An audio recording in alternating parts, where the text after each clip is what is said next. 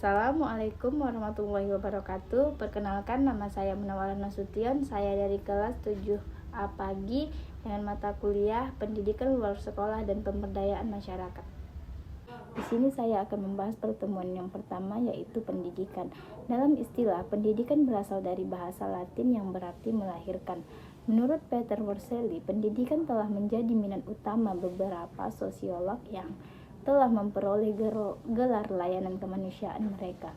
Tetapi Durkheim memandang pendidikan sebagai sosialisasi generasi muda. Konsep sosialisasi dan pembelajaran yang terkait pada kenyataannya seringkali tidak dapat dipisahkan dari konsep pendidikan. Fungsi utama proses edukatif yaitu mewariskan pengetahuan dari generasi ke generasi, suatu proses yang esensial bagi perkembangan kebudayaan. Pendidikan formal terutama dirancang untuk menanamkan keterampilan dan nilai-nilai penting yang penting bagi kelangsungan hidup masyarakat atau bagi mereka yang memegang kekuasaan yang efektif. Yang kedua, ada pendidikan perubahan sosial. Menurut Mark Freire, perubahan sosial terjadi sebagai respon terhadap berbagai jenis perubahan yang terjadi di lingkungan sosial dan non-sosial. Pendidikan dapat mengawali perubahan sosial dengan perubahan pandangan dan sikap manusia. Yang ketiga, ada pendidikan modernisasi. Modernisasi merupakan proses transformasi sosial budaya. Ini adalah proses perubahan menyeluruh yang melibatkan nilai, norma, institusi, dan struktur. Dengan demikian, pendidikan dapat menjadi sarana penting modernisasi. Pentingnya pendidikan dapat diwujudkan dari kenyataan bahwa semua masyarakat modernisasi cenderung menekankan pada universalisasi pendidikan dan masyarakat modern telah mencapainya. Dan yang keempat, ada pendidikan dan kebudayaan. Pendidikan memiliki sebagai salah satu tujuan fundamentalnya untuk menanamkan budaya dari generasi ke generasi. Budaya adalah keseluruhan yang berkembang. Dengan kesinambungan budaya tidak boleh terputus. Unsur-unsur budaya diturunkan melalui agen seperti keluarga, sekolah, dan asosiasi lainnya. Budaya di sini mengacu pada seperangkat keyakinan, keterampilan, seni sastra, filsafat, agama, musik, dan lain-lain yang harus dipelajari.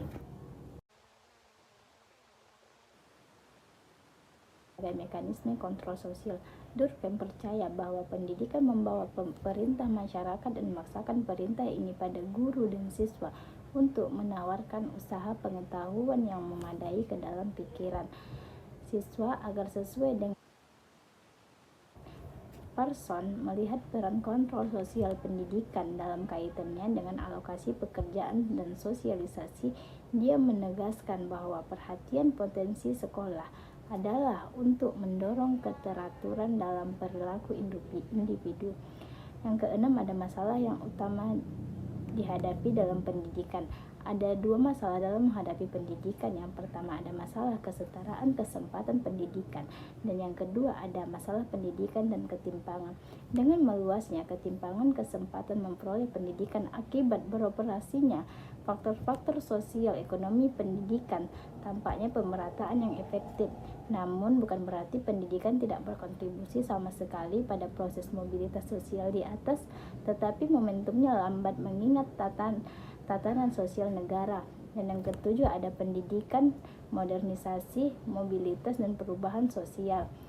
Menurut Christopher Jens, dalam kesenjangan sosial menganjurkan bahwa persyaratan utama masyarakat adalah modernisasi pendidikan, dan modernisasi pendidikan telah mengubah orientasi ideologis anak-anak di sekolah.